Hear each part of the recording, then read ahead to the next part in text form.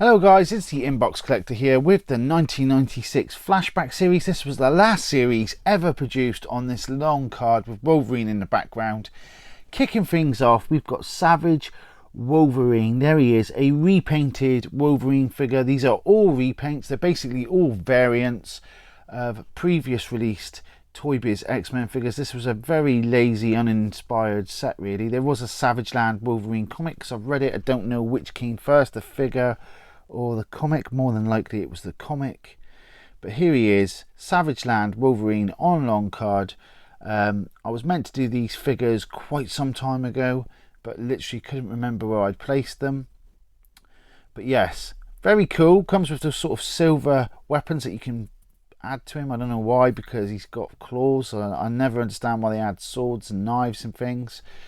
And if you squeeze his legs together, his arms move. There's a write-up on the back. If you want to read that, guys, pause it and read it by all means. We can see the light-up X-Men there, which are very difficult to acquire nowadays. We've got the Generation X, the X-Men 2099. That elusive Jeep on the back there, the one that I never did acquire in the end for my collection. Just really difficult to find, but I did have it as a kid. And we've got the small mini X-Jet, and of course X-Men Headquarters, which was an absolute beast of a set. Moving on, we've got Bishop 2. So instead of the blue and yellow, instead he's in a grey and gold, but it is exactly the same Bishop, just released on the long card instead of the short card.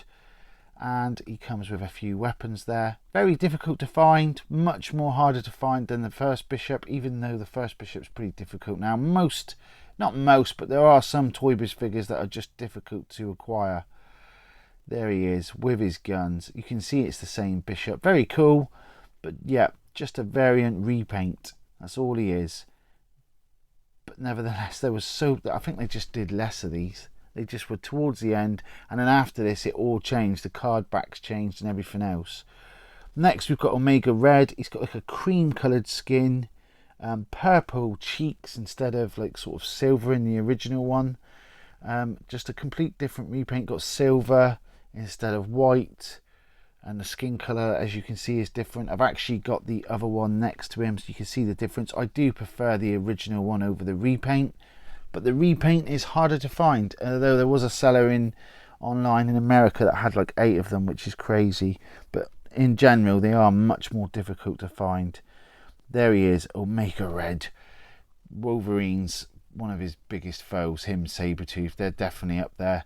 You can say in the comments who you think the bigger and worse foe is, or you know, the more important one. But I think they're both great, Sabretooth and Omega Red. And yeah, so a repaint, another repaint on the long card. And this is what Toybiz did. They just released this set. Repaints, but they were being collected, and I'll explain a bit more on that in a minute. We've got Polaris, that green hair, but basically if you look carefully you can see that is literally just a Rogue repainted. There is no different to the Rogue figure, similar to what they did with the 10-inch Mystique figure. That was just a repainted Rogue, so nothing new, no new mode, no new nothing. And we get basically this repainted Rogue passed off as Polaris on the long card, and it is talked about many years ago in the Action Figure News Toy Review magazine that comes out. She comes with this Tommy gun, this sort of translucent Tommy gun, and she has the same power punch as the Rogue figure had, which is again uninspiring really. But there's a hole drilled out in her hand for the gun to go at least, so at least the gun would fit in her hand. But yeah, a set of repaints on the long card. The last time we saw this long card, I'm glad I found them so that I can do this review. The toy review magazine I'm talking about is this one here, and there's a full article in this magazine about this set of figures that were released in the summer of 1996 and how people were collecting the Omega Red, and it looked as though there was a shortage of Omega Reds, but there really wasn't. It was just people buying them up and hoarding them. So there you are, guys. If you've enjoyed this content today, hit that like, hit subscribe, turn on notifications. I'll do the last lot of the X-Force figures as well, the last 4 of them, because they are also difficult to find. but again, just sort of repaints and uninspired, but I'll still do a video on them.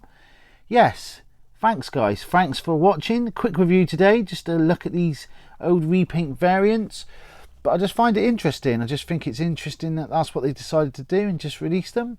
Until next time guys, good luck searching for that toy gold.